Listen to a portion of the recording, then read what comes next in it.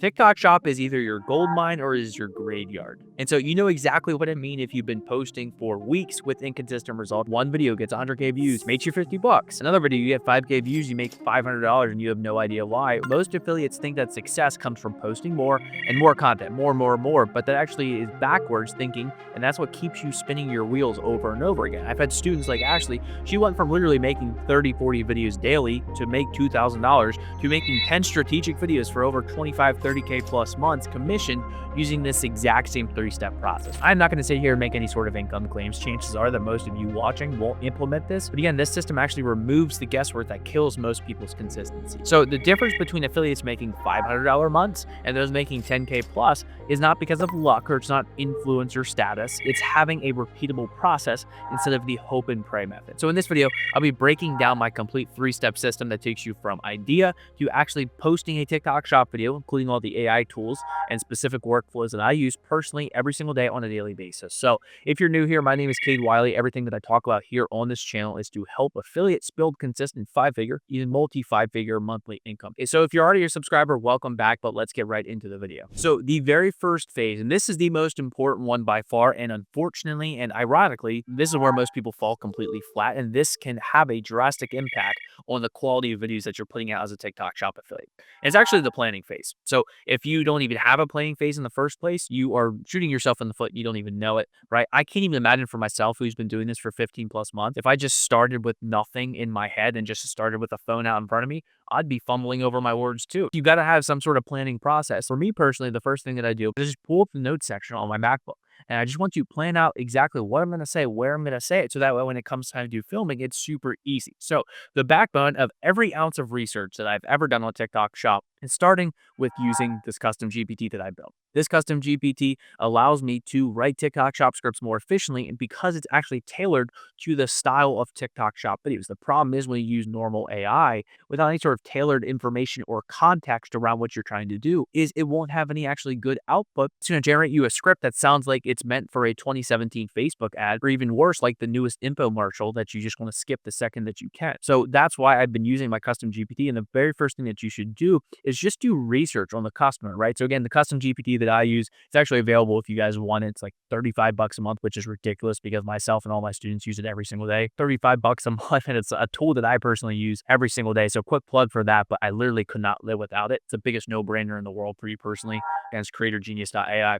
But what I do is I actually plan out all my research for that specific customer. Because it's tailored to TikTok Shop, I start to find out, okay, what are these pain points that these customers have? Do they already know about that specific product? How can I apply that to my information? Again, you don't want to start from ground zero. Don't assume what you think people know about a certain product. Do research, figure out what do they already know? What do they think that they know? And how can you reframe this to your benefit? And most importantly, what have they tried before? What have they not tried before? You need to do a in-depth research for every single product that you do because you need to know who the average customer is. You might think that you know why people are buying a product, but chances are it's probably not actually accurate, even if it's something that you personally use, because there's many different marketing angles. So you need to be doing research about your customer, about why people are buying the product. And then also, how are you going to attack this in the video? How are you going to implement this, right? So again, I'm framing out my entire video from hook to problem to solution to call to action.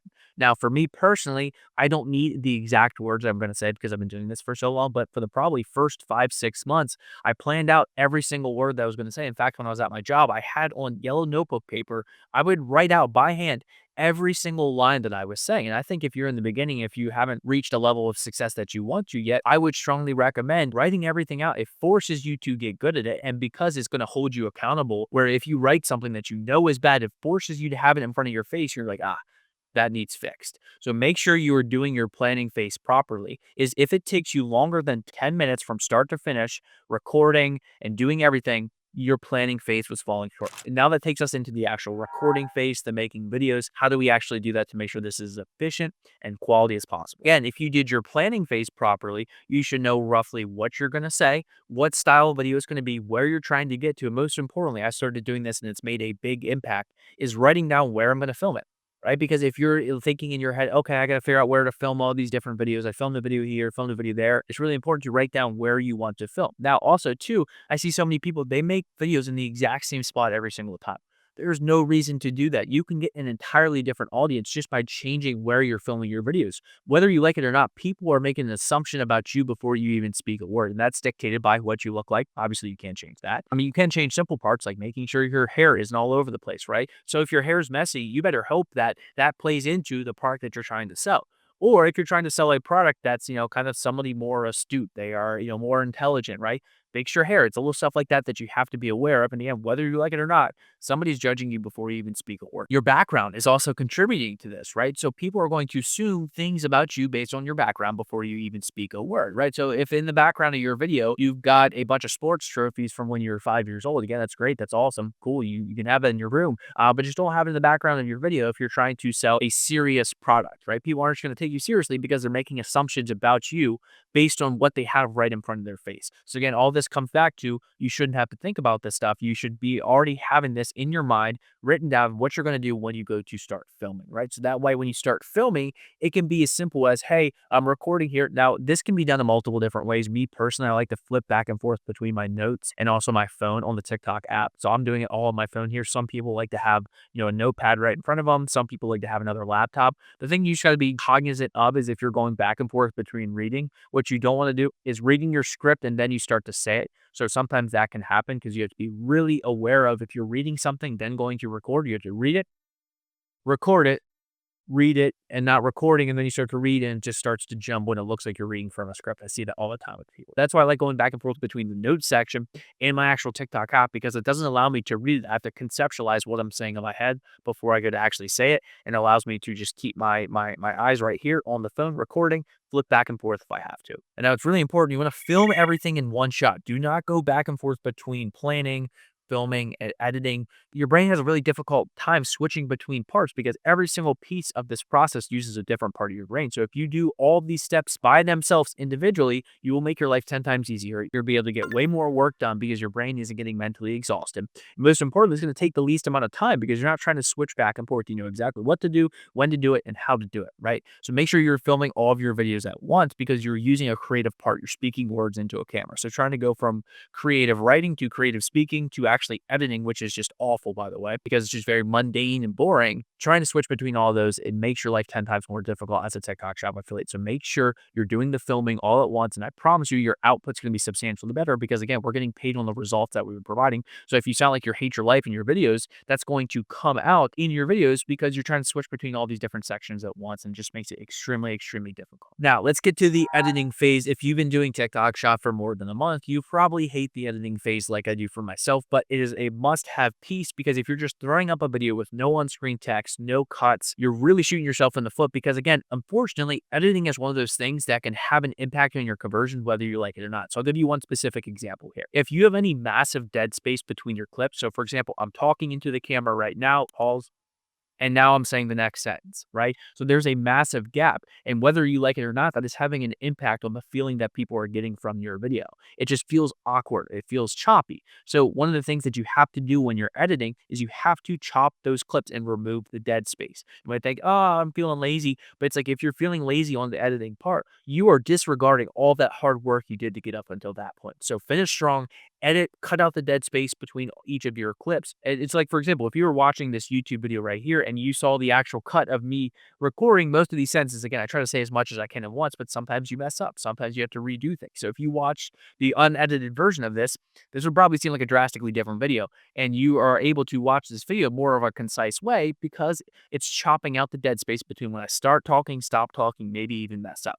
And unfortunately, I'm not a pro. I don't get this entirely right the first try. So it's the same way with TikTok Shop. If you see a TikTok Shop video without the cuts in between to just chop out the dead space, it's going to have a massive impact. Now, I do want to be completely transparent. While these 3 steps sound extremely simple, they kind of are in a way, there are a dozen of nuances within each phase that can make or break your results, right? So the custom GPT that I mentioned, that took me literally months to train with this specific methodology. The product research process, that's based on analyzing thousands of successful and failed videos and ideas and concepts and products. So that's exactly why I work with students who want to master the system properly instead of just getting the surface level level overview, right? To be fair, you could absolutely figure all this out on your own through trial and error over 12 plus months. It would just take you an insanely long amount of time and cost you so much more missed opportunities. So if you do want the complete breakdown of each phase, including the exact prompts, the tools, the decision-making frameworks, the link is going to be in the description, as well as you'll get one-on-one help breaking a lot of this stuff. Anyways, back to the content. Now, another thing with the editing that I think really shoots people in the foot that don't necessarily know it is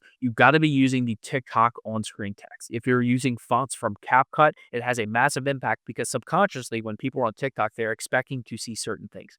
Again, whether they know this or not, if they see something that is not native to the TikTok app, subconsciously it's going to stick out in their head. You want to stick out. You want to seem like a normal TikTok video because, again, you're trying to sell them a product. You want to make it feel like an organic TikTok post. Just it's something that they would see on the platform in general. So by using fonts and on-screen text that are not relevant to TikTok as a whole, and you use something from CapCut, it stands out in a bad way. So make sure that you're using the actual TikTok font. Now, one final crucial piece here in the editing phase, I see so many people skip this, is you got to have an on-screen text. You have to have an on-screen text. If you're feeling lazy, you don't want to put an on-screen text on. Again, I cannot emphasize how important this is because your on-screen text acts as your visual hook. Just like you have a verbal hook where you're saying words to call out who you're trying to speak to, you have the same thing with a visual hook. So your visual hook, oftentimes, now there are actual examples of visual hook where you sit the phone down on the counter, etc. But in my opinion, the most important visual hook is actually your on-screen text because people can read faster than they can listen to you speak.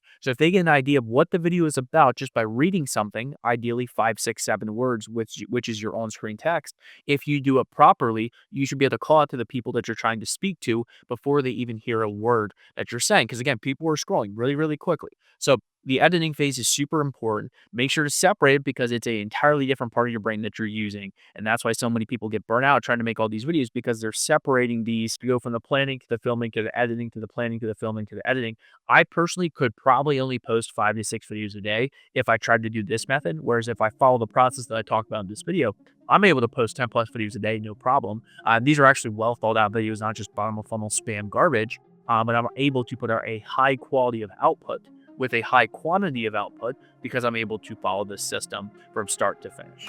So here's the bottom line at the end of the day. After 12 months of trial and error, I realized that unfortunately, most of the successful affiliates aren't the creative ones. They're the most systematic ones. So this 3-step process removes basically all the daily decision making that exhausts most people, and that's what keeps your results inconsistent. So I've had students like Tyreek who went from sporadic posting to consistent 20 to 30K months because he followed this exact same system instead of winging it every single day. So, and the reality is systems create freedom. So when you know exactly what to do, when to do it, you can focus your creative energy on execution instead of figuring out what you need to do next. You can absolutely build your own version of the system through trial and error. It will just take longer. And at the end of the day, time is money. Every single day that you're not making tens of thousands of dollars on TikTok Shop is costing you something, right? So if you do want the complete breakdown with all the tools, all the templates, all the help with the decision making, the link is in the description. We can hop on a call and I'll show you exactly how you can actually implement all this for yourself. But anyways, thanks for watching. Subscribe if you haven't already, and I'll see everybody in the next video.